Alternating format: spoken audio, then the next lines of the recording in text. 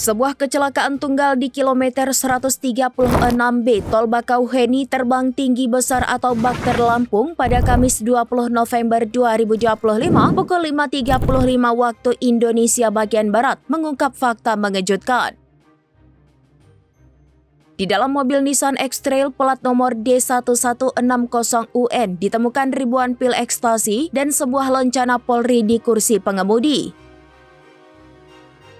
Temuan itu membuat dugaan kuat bahwa pengemudi mobil tersebut terlibat dalam penyalahgunaan narkoba.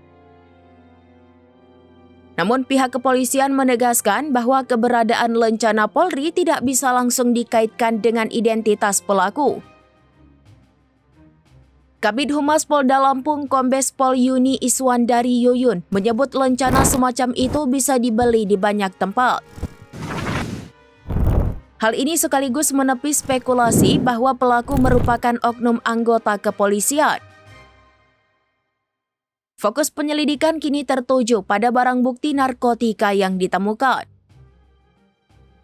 Kanit 3 PJR Ditlantas Polda Lampung Ibtu Heriansyah mengatakan polisi juga mendapati beberapa barang bukti lain yang mengarah pada dugaan penyalahgunaan narkoba oleh pengemudi.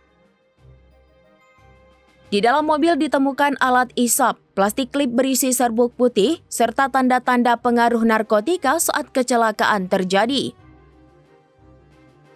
Menurut Heriansyah, mobil tersebut menabrak bagian belakang truk. Diduga kecelakaan dipicu human error akibat sopir berada dalam pengaruh narkoba.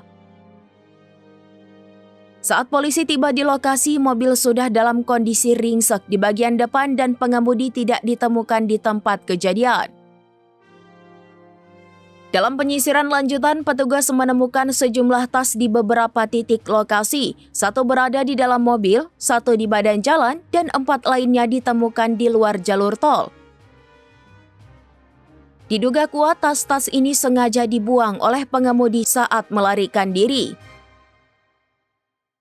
Dari tas tersebut, polisi mendapati 34 bungkus pil ekstasi yang diperkirakan berjumlah sekitar 75.000 butir. Angka pasti dari temuan ini masih dalam proses perhitungan oleh penyidik. Hingga kini, pengemudi Nissan X-Trail masih dalam pengejaran oleh pihak kepolisian.